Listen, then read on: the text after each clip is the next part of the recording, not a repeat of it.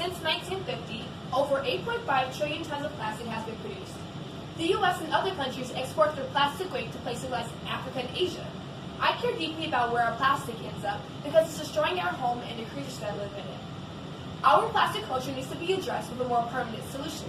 In order to do this, we're looking to alternatives to recycling and bioplastics, why plastic pollution is a problem, why the alternative is the correct choice, and evidence to support my stance.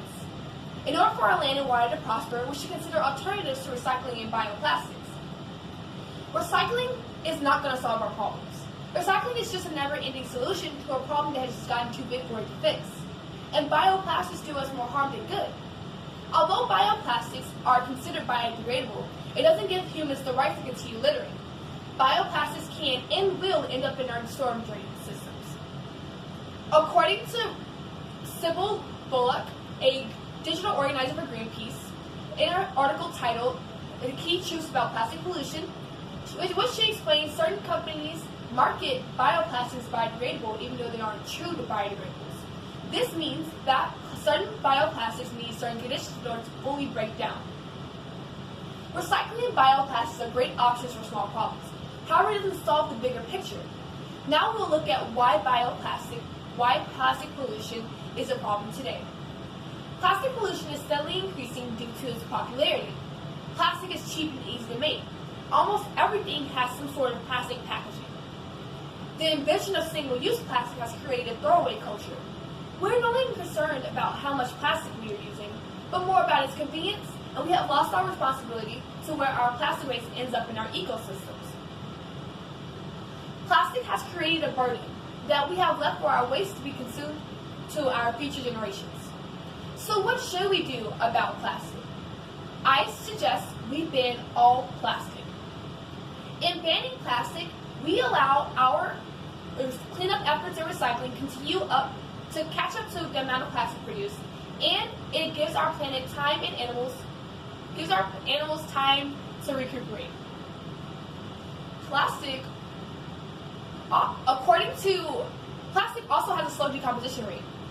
According to Rick LeBlanc, a freelance writer, composer, and consultant for sustainable packaging, in an article titled "The Decomposition Rates of Waste in Our Landfills, A Story of Time Material," explains that plastic can take up to 1,000 years to decompose.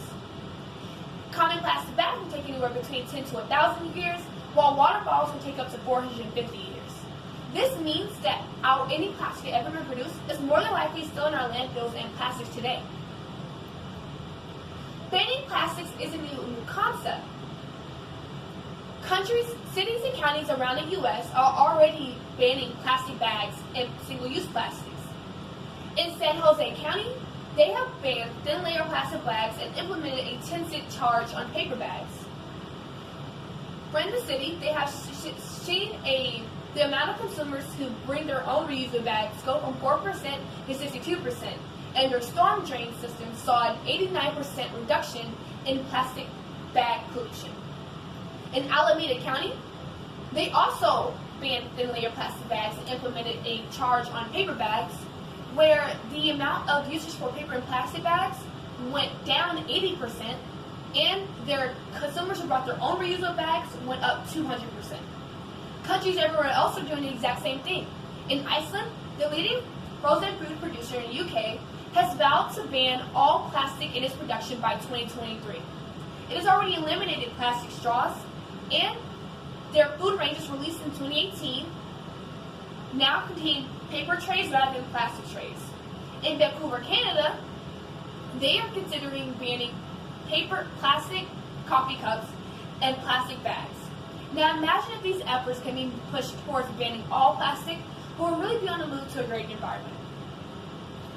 With this information presented, I hope that you feel inspired to think about your own plastic consumption and how you can become an advocate towards banning plastic. All in all, plastic's convenience has left the world in a burden.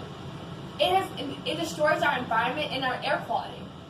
The rest of the world should move towards what other countries are doing with banning single-use plastic and plastic bags, which should ultimately lead to ending all plastic usage. Because banning plastic pollution leads the world starts a world revolution.